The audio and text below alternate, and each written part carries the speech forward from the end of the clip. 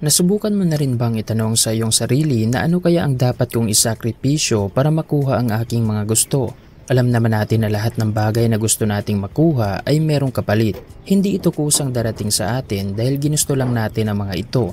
Halimbawa, kung gusto mong mapalaki ang iyong sahod sa trabaho, hindi naman yan ibibigay agad ng iyong amo. Kailangan mo munang patunayan sa kanya kung bakit ka karapat-dapat na makatanggap ng malaking sahod. Kung gusto mo namang mabawasan ang iyong timbang, kailangan mong mag-exercise, kumain ng mga pagkain na mababa lang ang calories at iwasan din ang pagkakaroon ng stress. Ayon sa sinabi ng businessman at investor na si Charlie Munger, to get what you want, you have to deserve what you want. Kaya ang mahalagang tanong ngayon ay deserving ka ba? Lahat tayo ay pinapangarap ang magkaroon ng maginhawang buhay, pero hindi lahat ay willing na magsakripisyo, magsumikap at bayaran ang price ng kanilang mga pangarap. Kung willing ka na bayaran ang price ng success, panuurin mo ang videong ito dahil ibabahagi ko sa iyo ang 8 bagay na dapat mong tigilan na gawin para mapabilis mo ang iyong pag-asenso. Kung handa ka na, simulan na natin ang discussion. Number 1. Pagkumpara ng iyong sarili sa iba. Normal lang na kapag meron tayong goal ay meron din tayong inspirasyon. Ugali na natin na tumingin at mamangha sa kung ano ang kayang gawin ng ibang tao. Hindi natin maitatanggi na may mga tao nang nauna, mas maraming alam at mas magaling sa atin. At maganda ito dahil marami tayong matututunan at dito rin natin malalaman ang posibilidad ng isang bagay. Kung kaya nila, posibleng makakaya mo rin. Pero karamihan sa atin ay nagkakamali sa parting ito. Sa halip na ginagawa nating inspirasyon ang achievement ng ibang tao, kinukumpara na natin ang ating sarili sa kanila. Madalas nating tinitingnan kung ano ang meron sila at hindi na natin na-appreciate ang ating mga personal achievement. Ang ganitong pag-uugali ay hindi maganda sa ating mental health. Ang madalas na pagkumpara ng iyong sarili sa buhay ng iba ay magdudulot sa insecurity. Ito ang dahilan kung bakit karamihan sa atin ay bumibili ng mga bagay na hindi natin kailangan at hindi rin afford. Gusto nating ipakita sa iba na meron din tayo ng mga bagay na meron sila. Isa pang hindi maganda sa pagkumpara ng iyong sarili sa buhay ng iba ay hindi mo na binabase sa iyong values at principles ang iyong mga desisyon para bang ginagawa mo ng basihan o standard ang buhay ng iba. Ito ang dahilan kung bakit mabagal ang iyong pag-asenso dahil sa halip na nakafocus ka sa pag-achieve ng iyong goal, divided na ang iyong atensyon. Ang magandang gawin mo para maiwasan mo ang pagkumpara ng iyong sarili sa iba ay kailangan mong intindihin na lahat tayo ay may kanya-kanyang buhay. Magkaiba tayo ng mga karanasan, pananaw sa buhay, interest at mga desisyon. Gawin mo ring habit na maging grateful. Bilangin mo ang blessings na meron ka at hindi kung ano ang meron sa iba.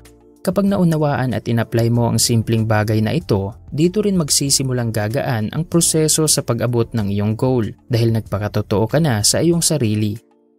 Number 2. Pananatili sa iyong comfort zone. May mga bagay na madalas nating ginagawa pero hindi natin namamalaya na dahil dito ay parabang hindi na tayo umuusad sa buhay. Isa na dito ang pananatili sa ating comfort zone. Lahat tayo ay may kanya-kanyang comfort zone. Gusto nating dito mag-operate dahil lahat ng bagay na nandito ay meron na tayong ideya. More on routine na lang ang mga ito. Pero meron ding downside ang pananatili sa ating comfort zone. Ito ang pipigil sa iyo na mag-grow at ma-expose sa mga bagong karanasan. Ito ang dahilan kung bakit pakiramdam mo na stuck ka sa isang sitwasyon. Pero merong dahilan kung bakit ayaw nating umalis sa ating comfort zone. Isa na dito ay ang uncertainty. Ayaw natin ng mga bagay na hindi tayo sigurado kaya mas mabuti nang manatili na lang sa kung ano ang familiar at mga nakasanayan. Isa itong defense mechanism ng ating utak para malayo tayo sa mga posibleng panganib. Kaya mahalagang matutunan mo kung kailan ka dapat aalis sa iyong comfort zone.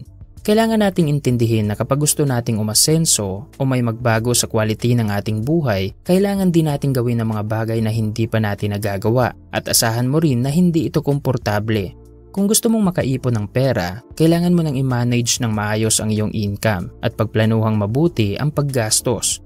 Kung gusto mo namang mapalaki ang iyong kinikita buwan-buwan, kailangan mong maghanap ng ibang income opportunities at mag-develop din ng high income skills. Sa ibang salita, kung gusto mo ng bagong resulta, kailangan mo ring baguhin ang iyong mga desisyon. Walang magbabago kung ayaw mong magbago. Number 3. Procrastination. Ang ibig sabihin ng salitang procrastination ay ang pagpapaliban ng iyong mga gawain kahit kaya mo naman itong gawin ngayon. Halimbawa, goal mong makaipon ng pera. Pero sa halip na mag-iipon ka ng maliit na halaga buwan-buwan, sinabi mo na lang sa iyong sarili na tsaka na kung malaki na ang aking income. Kahit alam mo na kaya mo sanang mag-ipon, gumagawa ka na lang ng dahilan para i-delay ang iyong mga gawain. Lahat tayo ay nakaranas na mag-procrastinate. Mahilig tayong gumamit ng salitang mamayana. Pero ang hindi alam ng karamihan, ang procrastination ay merong masamang epekto sa ating buhay. Maraming pagkakataon ang nasayang dahil sa ganitong pag-uugali. Ito rin ang dahilan kung bakit tayo unproductive at unfulfilled sa buhay. Para mapabilis mo ang iyong pag-asenso, kailangan mong labanan ang procrastination. Kapag meron kang project o gawain na dapat matapos ngayon, gawin mo na ito agad. At ang mga iilang teknik kung paano maiwasan ang procrastination ay una, mag-set ka ng goal at i-divide mo ito sa mga manageable steps. Isa sa dahilan kung bakit mahilig nating ipagpaliban ang ating mga gawain, yun ay dahil na-overwhelm tayo sa ating goal. Pangalawa ay maging committed ka na mag-take ng action. Kahit maglaan ka lang ng 2 oras para trabahuin ang iyong goal araw-araw, malaking bagay na yan dahil ang susi sa pagkamit ng tagumpay ay consistency. Pangatlo, intindihin mo na normal lang ang magkamali. Ang paggamit ng bagong goal ay hindi madali, kaya asahan mo na makakaranas ka ng pagkakamali. At pang-apat ay mag-set ka ng deadline. Isa sa dahilan kung bakit mahilig tayong mag-procrastinate, yun ay dahil hindi natin ginagawa ng expiration ang ating goal. Kapag meron itong deadline, meron ding sense of urgency. Kapag naging habit mo na ang mag-take ng action, magiging productive ka rin at mapapabilis mo ang iyong pag-asenso. Number 4. Ang pagtulong ng sobra. Gusto kong ipaalam sa iyo na hindi sa lahat ng panahon ay nakakabuti ang pagtulong. Gusto mong tulungan ng ibang tao at maging parte sa solusyon ng kanilang problema, pero isa ito sa dahilan kung bakit natitake advantage ang iyong kabutihan at kung bakit naging dependent ang ibang tao sa iyo. Walang masama kung gusto mong tumulong, pero wag mo lang sobrahan.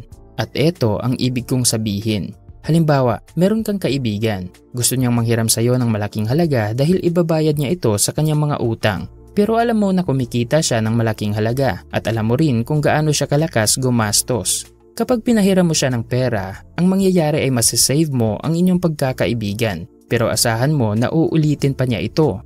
Pero kung hindi mo siya pinahiram ng pera, gagawa siya ng ibang paraan kung paano mabayaran ang kanyang utang. At kung natuto siya sa kanyang pagkakamali, ay hindi na niya ito uulitin sa susunod. Minsan, ang hindi pagtulong ay isa na ring anyo ng pagtulong dahil hindi mo kinuha sa kanila ang opportunity na matuto. Medyo komplikado ang pagtulong, kaya mahalagang alam mo kung kailan ka dapat tumulong at kailan dapat tumanggi. Number 5. Ang pagpapabaya sa kalusugan. Ang parting ito ay hindi nangangailangan ng mahabang explanation dahil alam na nating lahat kung gaano kahalaga ang ating kalusugan. Kapag malusog tayo, marami rin tayong pwedeng gawin dahil meron tayong sapat na energy at madali na lang sa atin ang mag-focus sa mga mahahalagang gawain. Ang ating kalusugan ay connected palagi sa success. Kung gusto mong umasenso, kailangan mo ring isama sa iyong daily routine ang mag-exercise, kumain ng mga masustansyang pagkain, pag-inom ng maraming tubig, magpahinga ng sapat na oras at mag-meditate. Number 6. Paninisi ng ibang tao sa iyong sitwasyon. Isa pang dahilan kung bakit mabagal ang ating pag-asenso, yun ay dahil sa ating pag-uugali na manisi sa ibang tao. Madalas nating maririnig ang sinasabi ng iba na kaya sila mahirap ay dahil sa mga kurap na politiko, dahil sa kanilang mga magulang, dahil sa mga mayayaman na sakim, at dahil sa masungit nilang amo. Nakakatuksong manisi lalong-lalo na kung sa tingin natin ay meron tayong point. Pero sa halip na manisi, subukan mong maging responsable. Huwag mong gawing habit na manuro agad at kailangan mo ring alamin sa bawat pangyayari kung anong mga bagay ang meron kang control at doon mo ilaan ang iyong atensyon. Kapag naging habit mo na ang umako ng responsibilidad, mabilis mo ring masusolusyonan ang iyong problema dahil tinanggap mo ito bilang isang challenge at posibleng marami ring magagandang opportunity ang darating sa iyo na siyang magdudulot ng iyong mabilis na pag-asenso. Kaya sa susunod na makakaranas ka ng problema, huwag kang manisi agad. Huminga ka muna ng malalim, tanggapin ang pangyayari at mag-reflect sa iyong sarili kung ano ang matututunan mo sa ganitong sitwasyon. Number 7. Pag-acquire ng maraming bagay. Ang pagkakaroon ng maraming bagay ay common na nagre-reflect sa yaman. Ito ang madalas na pananaw ng karamihan at hindi natin sila masisisi dito dahil madalas na pinopromote sa social media ang ganitong uri ng ideya. Kapag marami kang bagay, ibig sabihin mayaman ka na rin. Pero ang katotohanan ay kapag nag-acquire ka ng maraming bagay, magdudulot lang ito ng stress sa iyong buhay at hindi ka na rin makapag-focus ng maayos dahil marami ka nang iniisip. Kaya ang mahalagang gawin mo ay piliin ang simpleng buhay. Kahit hindi ito appealing sa karamihan, marami itong magagandang benefit. Isa na dito ay ang malaking halaga na iyong matitipid. Kapag hindi ka na bumibili ng maraming bagay, marami ka na ring ekstrang pera na pwede mong ilagay sa iyong ipon o ilaan sa mas mahalagang bagay. Pangalawa ay makapag-focus ka sa quality over quantity. Halimbawa, ang pagkakaroon ng isang dekalidad na sapatos na magagamit mo ng mahabang panahon ay higit pa sa pagkakaroon ng 10 sapatos na magagamit mo lang ng ilang buwan. Pangatlo ay mababawasan mo ang iyong stress. Dahil konting bagay lang ang meron ka, wala ka na ring marami pang iisipin. At pang-apat ay magiging productive ka sa iyong trabaho. Ang daling gawin ng isang bagay kapag dito lang nakalaan ang iyong atensyon. Kaya sa halip na mag-acquire ka ng maraming bagay, piliin mo na magpakasimple. Maging grateful ka kung ano ang meron sa iyo ngayon, mag-focus sa kung ano ang mahalaga sa iyo, at kung naisip mo na bumili ng bagong gamit, tanungin mo muna ang iyong sarili kung kailangan mo ba talaga ito. Number 8. Pakikipagkaibigan sa mga toxic na tao.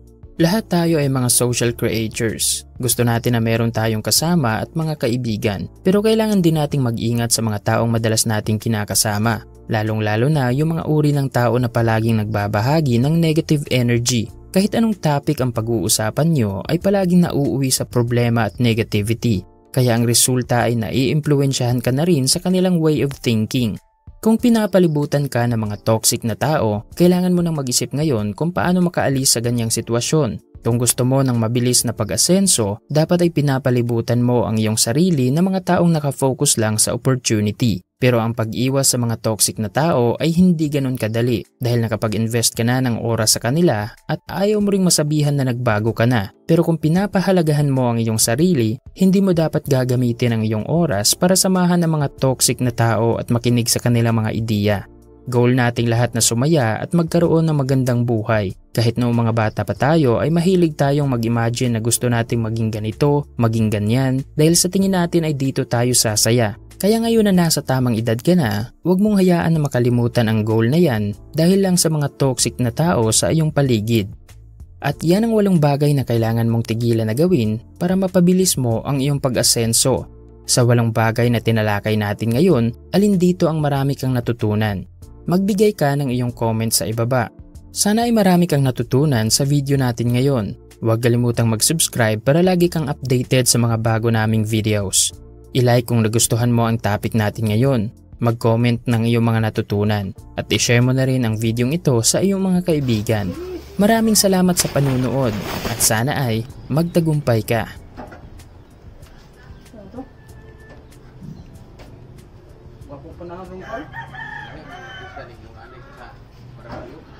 Oo, lahera.